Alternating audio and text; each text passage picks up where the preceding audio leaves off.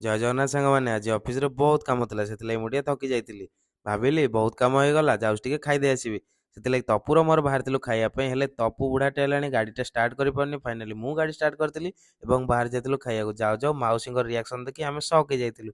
Finally ପହଞ୍ଚି ଯାଇଥିଲୁ ଆମେ ଭଟିଆଗୁଡ଼ାରେ।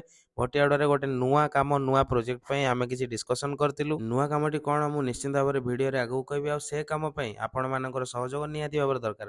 ଆପଣମାନଙ୍କର ଭଲ ପାଇବା ଏଇଭଳି ମୋ ଉପରେ ରଖିଥାନ୍ତୁ ଏବଂ ମୋର ଯୋଉ ବି କାମ ମୁଁ କରୁଛି ସେଥିରେ ମୋର ଟିକେ ସହଯୋଗ କରନ୍ତୁ। ଡିସ୍କସନ୍ ସାରି ଆମେ ଜଲ୍ଦି ଜଲ୍ଦି ଘରକୁ ବାହାରି ଯାଇଥିଲୁ, କାହିଁକିନା ଆପଣମାନେ ତ ଜାଣିଛନ୍ତି ତପୁକୁ ବହୁତ ଭୋକ। ଜଲ୍ଦି ଜଲ୍ଦି ଆମେ ଘରେ ପହଞ୍ଚିଥିଲୁ ଏବଂ ଖାଇ ଦେଇକି ପୁଣି ଥରେ ବାହାରି ଆସିଥିଲୁ ଅଫିସକୁ। ଅଫିସରେ ପହଞ୍ଚି ଆମେ ପ୍ଲାନିଂ କରିଥିଲୁ ନୂଆ କାମ ବିଷୟରେ। ଆମ କାମଟି ହେଉଛି ଆମେ କରିବୁ କାର୍ଟୁନ୍ ଆନିମେସନ୍। ପ୍ଲାନିଂ ସାରି ବାଟରେ ଚା ଆଉ ନମକିନ୍ ଖାଇ ଆମେ ବାହାରି ଯାଇଥିଲୁ ଘରକୁ ଡ୍ରଇଂ ସିଟ୍ ଆଉ କଲର୍ ପ୍ୟାଟେଲ୍ସ ଆଣିବା ପାଇଁ, କାହିଁକିନା ଆନିମେସନରେ ସେଇଟା ବହୁତ ଜରୁରୀ ଜିନିଷ। ନେଇ ଅଫିସରେ ପହଞ୍ଚି ଆମେ କରିଥିଲୁ ଆଉ ଥରେ ଡିସ୍କସନ୍। କାମ ସାରି ବାପାଙ୍କ ପାଇଁ ଇନ୍ସୁଲିନ୍ ନେଇକି ଆମେ ଯାଉଛୁ ଘରକୁ।